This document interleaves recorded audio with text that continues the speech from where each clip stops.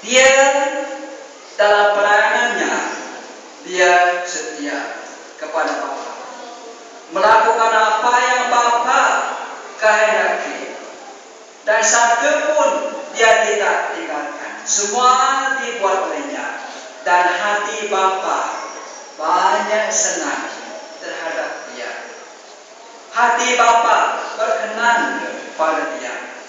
Jadi Tuhan Bapa kita membangkitkan dia sebab dia setia. Dia berani mati sampai mati di atas kayu salib, memikul dosa kita manusia, memikul dosa semua dunia ini. Bagi dia ini satu korban yang besar daripada Bapa untuk keselamatan kita manusia. Dan walaupun dia tidak mau, dia takut rupanya dengar, kalau dapat saya tidak mau ini berlaku, kata dia rupanya di Getsemani. Tapi dia juga akan mengatakan, tetapi ini kehendak Bapa, dan saya menerimanya dengan hati yang kasih, dan dia menerimanya. Dia tidak komplain, dia tidak membantah, dia tidak merungut. Dia hanya mengatakan, Bapa, kalau ini kehendak-Mu Bapa, saya menerimanya dengan hati rindu. Bapa banyak senang hati, banyak kasih, banyak rindu. Dan hari yang ketiga dibangkitkan semula. Kedua, dia harus bangkit sebab dia kebenaran. Kebenaran tidak boleh mati. Walaupun kalau bilang tidak benar, tersahut kadang. Kalau dia benar, memang dia benar. Tidak boleh kamu bilang itu tidak benar. Jesus, dia kebenaran. Dia harus berbangkit sebab dia kebenaran. Ketiga, dia berbangkit sebab kalau Yesus tidak bangkit, semua apa yang diberitakan oleh rasul-rasul, Paulus especially, semua yang diberitakan oleh Paulus, semuanya palsu, sia-sia saja. Dan kepercayaan kita pun juga sia-sia. 1 Korintus 15:14. Kalau Jesus tidak bangkit, our faith will be in vain. Semua kepercayaan kita sudah jadi palsu, tidak berguna. Jadi oleh sebab dia menang, patuh, berjaya, dan dia bangkit, dibangkitkan oleh Bapa. Sekarang kita tahu, kalau orang lain bilang agama saya benar, orang lain bilang saya punya benar, orang lain bilang saya punya benar. Kenapa ada banyak agama dalam dunia? Sebab semua mereka pikirkan agama mereka benar. Tetapi common sense, tapi hati kita tahu hanya satu yang benar, Yesus Kristus. Dan dia mengatakan dia adalah benar. Dan kamu akan mengenali kebenaran, dan kebenaran akan membebaskan kamu. Dan kalau anak membebaskan kamu, memang kamu bebas. Adakah mereka yang lain bercakap begitu, memanggil diri mereka kebenaran? Tidak berani, sebab mereka satu tidak tahu itu, kedua tidak ada lamina mereka itu. Mereka sok di sini.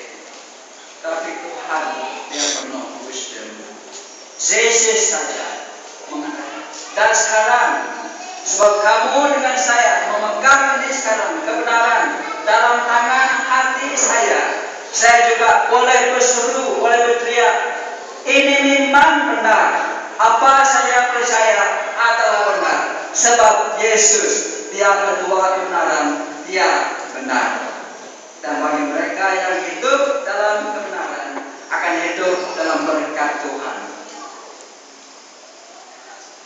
Juga Yesus harus bangkit. Sebab menurut Hosea 13:14, kematian Yesus, kehidupan Yesus, kebangkitannya merusakkan kuasa maut dan kuasa kubur. Bagi mereka yang percaya, maut tidak ada lagi kuasa di atas kita. Kubur tidak ada lagi kuasa di atas mereka yang percaya. Ada maut, ada kematian, ada kubur besar di batu 18 sana. Tapi itu hanya untuk kerubung saja, bukan untuk saya. Itu bukan untuk saya yang sebenarnya. Itu hanya untuk kerubung saya, untuk rumah ini, baik ini yang sudah sekarang tua. Tapi saya sendiri akan hidup. Janji Tuhan itu adalah untuk mereka yang percaya, yang menerima Kristus dalam hidup mereka dan hidup dalam Dia hari demi hari. Bagi mereka kuasa maut sudah rusak, kuasa kubur tidak ada. Haleluya! Can you give your hand to Jesus?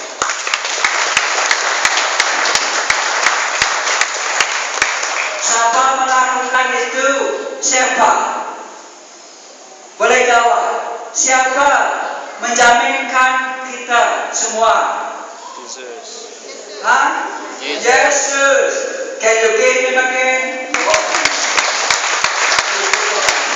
And don't give sense. Dalam bahasa kita, bahasa Indonesia kan, tengah susah. You put in English wrong. Don't put sense. This is susah. Can I just smile a bit sampai sini? Haleluya.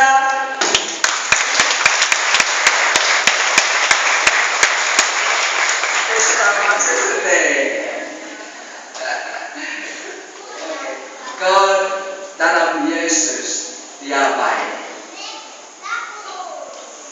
Dan dalam Mazmur 16:10 mengatakan begini.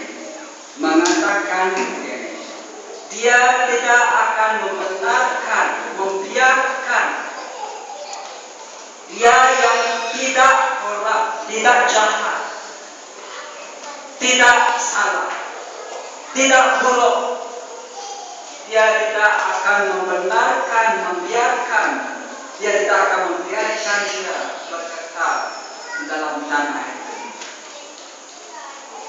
Dia akan membangkitkan dia. Siapa itu? Bible mengatakan dalam English, His Holy One, sekudusnya. Bapa surgawi kita di surga tidak akan membiarkan si kudusnya itu, sesucinya itu untuk dibiarkan di dalam kubur. Sebab Dia layak dan mampu dibangkitkan. Ini memberi satu ajaran kepada kamu dan saya. Bagi mereka yang belajar hidup dalam Yesus, dalam kesetiaan juga. Bagaimana Yesus dibangkitkan oleh Bapa, mereka yang hidup seperti itu juga akan dibangkitkan. Betul tak? Kalau Anda dengar, mungkin betul tak? Yes, it is true. God will raise you up again if you are faithful in Christ. Amen.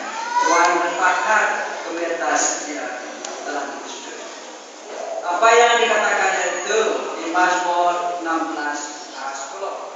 Jadi Mazmur 16:10. Betul kan?